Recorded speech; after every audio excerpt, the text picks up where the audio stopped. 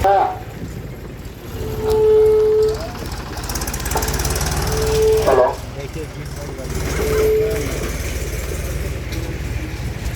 सन्नी कुमार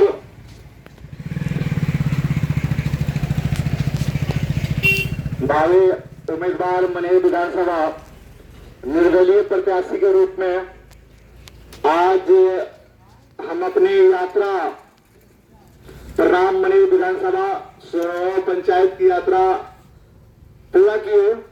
रामबाग से होते हुए पतिला, पतिला से होते हुए सोरमरवा, सोरमरवा से होते हुए 84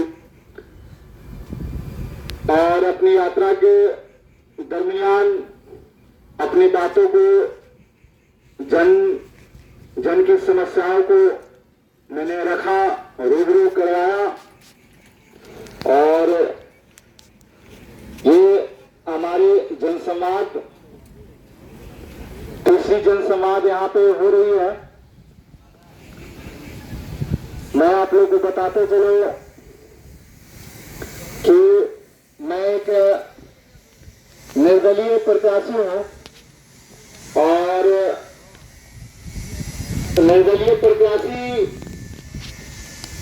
देखा जाए तो वो जनता का प्रत्याशी होता है, वो पब्लिक का प्रत्याशी होता है, क्योंकि उसकी कोई पार्टी नहीं होती है, उसकी कोई पार्टी नहीं होती है।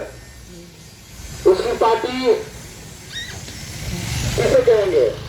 तो निर्दलीय प्रत्याशी की पार्टी कह सकते हैं कि पब्लिक है, जनता है, कामगार है, मजदूर है, किसान है, दुकान चलाने वाले हैं, होटल चलाने वाले हैं, ठेला चलाने वाले हैं। उनकी असली पार्टी शक्ति या वोटर वही लोग हैं, क्योंकि निर्दलीय के पास कोई पार्टी नहीं होती है।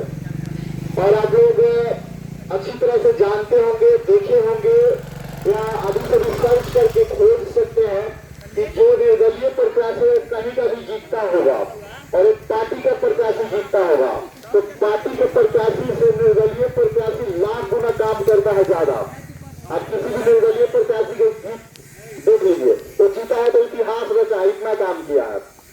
और पार्टी के प्रत्याशी निर्दलीय प्रत्याशी के कर सकते हैं 10% भी बराबर नहीं कर सकते हैं काम करने में, ये सच्चाई है। अब इतिहास उठा के देख लीजिए।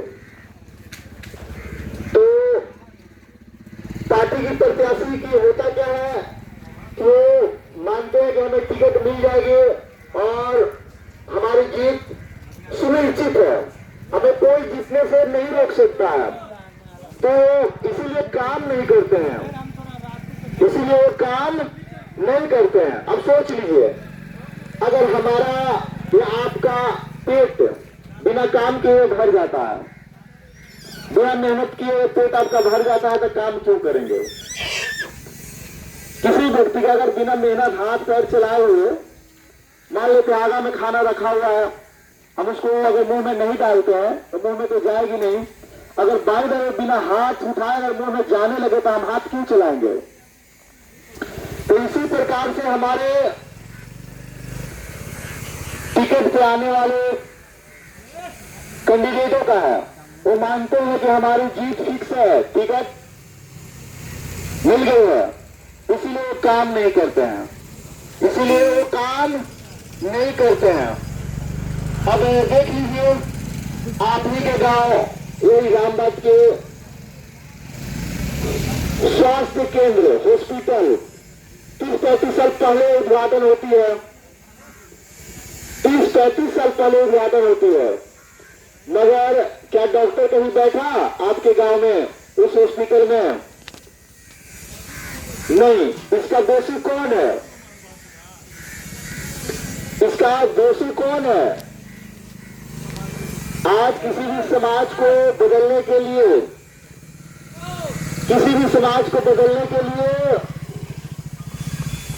किसी भी समाज को बदलने के लिए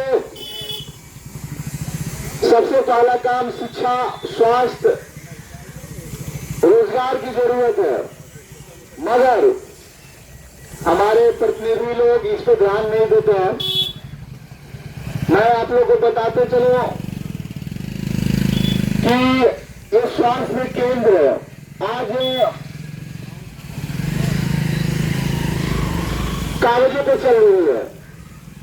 कहाँ चल रही है? कागजों पे। राम बहादुर के नाम पे डॉक्टर है, मगर कहाँ है? मनेर है, उन्हें मंथली मिल रही है, मगर यहाँ पे नहीं आ रहे हैं। आप पता कीजिए आखिर क्यों हॉस्पिटल में डॉक्टर नहीं आ रहे हैं। तो ये सारी चीजें हैं जो हमें सोचने पे विवश करती है, मजबूर करती है, और हमें इस बात का दुख है कि हम लोग अपनी सत्ता या नेतृत्व वैसे विधायक को सौंप रहे हैं जो खुलेआम लूट मचवा रहा है, खुलेआम करप्शन करवा रहा है, खुलेआम। अब राशन के ही ले लीजिए, सब कोई जानता है कि 5 किलो राशन मिलता है हर एक व्यक्ति को, मगर मिलता कितना है? 4 किलो। सब कोई जानता है, सबको A to Z। 1 किलो कहाँ जाता है? तो विधायक जी के पॉकेट में जाता है। और सोच लीजिए लाखों करोड़ जहां जनता है, प्रत्येक महीने कितना के घपला हो रहा है। वही पैसा से उन लोगों का पूरे बिहार की समस्या है, बनेगी नहीं। तो सारे विधायकों का जगह जगह अलग अलग जिलों में बिल्डिंग ठुकाई हो रही है, अलग अलग राज्यों में कंपनियां खुल रही है, वो आज अरबों में खेल रहे हैं, और हम वोट देने वाले, उनको बैठाने वाले, आज हम लोग मर रहे हैं पैसा, एक पैसा के लिए। अब 18 घंटा मेहनत करते हैं, फिर भी हम अपने परिवार को अच्छी तरह से न शिक्षा दे सकते हैं, न इलाज करवा पाते हैं। आखिर क्यों? प्रश्न है कि आखिर क्यों? तो ऐसी सिस्टम बनी हुई है, ऐसी सिस्टम बनी हुई है कि गरीब चाहे कितना भी मेहनत करे वो खुश नहीं रह सकता। ये सिस्टम बनाने वाले कौन लोग हैं? वो सच्चाई आप लोगों को कोई बताता नहीं होगा। वो मात्र उनकी संख्या 5% है, मात्र 5% जो सारी योजना बनाते हैं, गरीबों को, किसानों को, मजदूरों को, ठेला रिक्शा चलाने वाले लोगों को, दुकानदारों को, श्रमिकों को, फैक्ट्री में काम करने वाले लोगों को ऐसी योजना बनाते हैं ताकि वो कितना भी काम करे उसका कभी पेट नहीं भरेगा, परिवार नहीं चलेगा। और ये वास्तविकता में होती है। देखिए उनकी स्थिति, कौन, उनकी संख्या कितनी है? 5%। हम गरीब लोगों की संख्या कितनी है? मजदूरों की संख्या कितनी है? किसानों की संख्या कितनी है? कामगारों की संख्या कितनी है? 95%। हम लोगों की संख्या 95% है, और मात्र 5% के लोग हम लोग को गुलाम बनाकर रखे हैं। अब सोचिए कि 95% हम लोग की संख्या है, फिर भी हम लोग 5%। मैं जाति की कभी बात नहीं करता, मैं जाति का घोर विरोधी हूं, मगर सरकार और विपक्ष दोनों मिलकर हम लोग को जातियों में विभक्त कर डाला है, और 85 और 15% का सम्मेलन करते हैं, मगर ये सच्चाई कोई नहीं बताता है कि गरीबों की संख्या कितनी है हमारे देश में। हमारी संख्या 95% है। किसकी संख्या? किसानों की, मजदूरों की, गरीबों की, कामगारों की, फैक्ट्री में काम करने वाले लोगों की। 95% संख्या होने के बाद भी आज हम लोग को शासन कौन कर रहा है? वो 5% चुटकी भर लोग, वो 5% चुटकी भर लोग हम लोग को शासन कर रहे हैं, हमें लूट रहे हैं हर योजनाओं से, और उनकी बिल्डिंग की बिल्डिंग बनती जा रही है। वो एरोप्लेन से घूमते हैं, फॉर्च्यूनर से घूमते हैं, चलते हैं। हम लोग रात दिन मेहनत करके, आपको पता होगा ये जो गमछी लिए हैं, लुंगी पहने हैं, गंजी पहने हैं, डंडा लिए हैं, जूता चप्पल, सारे पे सरकार का टैक्स होता है। सारे पे हम लोग टैक्स, यानी सरकार के पास पैसा आता कहां से? तो जनता यानी हम लोग देते हैं, और फिर उस पैसा का हम लोग देते हैं और हम लोग पाई रुपए के लिए रखते हैं इलाज के लिए भूख से। एक सिचुएशन है तो हम लोग को संभालने की जरूरत है, हम लोग को संभालने की जरूरत है।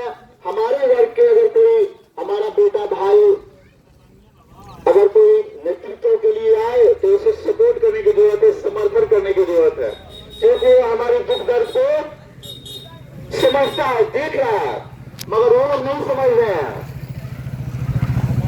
जो चर्चा का विधायक बने उसे क्या दुख से फर्क, उसे कौन सी दुख छोड़ेगी, उसका बाप दादा विधायक मंत्री है उसे कौन सा तकलीफ आएगा। तो जैसे लोगों को हम अगर सुनेंगे तो क्या हमारी समस्या ज्यों के त्यों रह जाएगी, विकास नहीं होगा। तो विकास करने के लिए हमारे वर्ग, हमारे समाज, हमारे क्षेत्र के नेता को आना पड़ेगा और आप लोग को आशीर्वाद देना पड़ेगा, तब जाके आपकी आवाज बनकर, आपके दुख दर्द के साथी बनकर वो आपके लिए संघर्ष करेगा और वाकई में आपका हक दिलाने का काम करेगा। क्योंकि वो सारे दुख को झेला है, तकलीफ को देखा है, वो लोग नहीं देख रहे हैं। क्योंकि बहुत हमारे समाज से, हमारे वर्ग से, हमारे गांव से बहुत आगे निकल चुके हैं और उन्हीं के अगर हम पीछे रहे, उन्हीं को हम लोग बार बार अगर समर्थन देंगे तो फिर हमें लूटा जाता रहेगा ऐसे ही।